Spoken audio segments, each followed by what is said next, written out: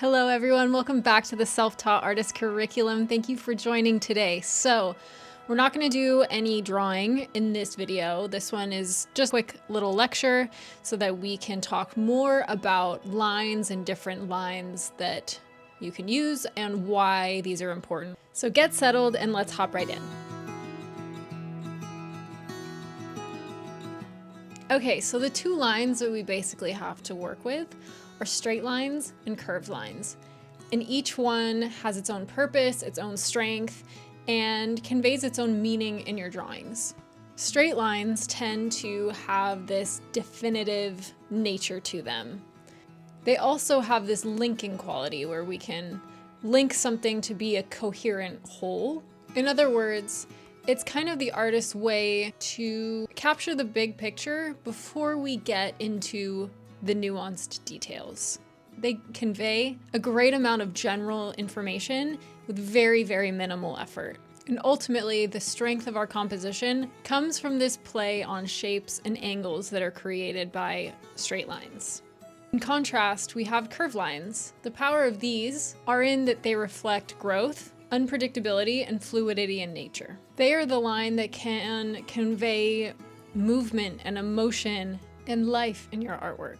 These lines tend to add a very good sense of realism and life to whatever it is you're drawing. However, they are also harder to judge. So even though they may look complete, they're more difficult to judge errors. This is why oftentimes when we start our drawings, we start with blocking things in with straight lines so that we can judge proportions and relationships a little bit easier and more judiciously.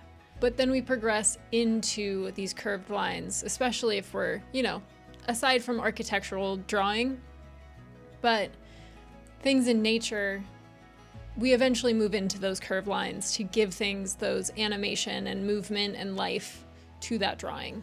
A really good example of this is Leonardo da Vinci's Study of a Horse.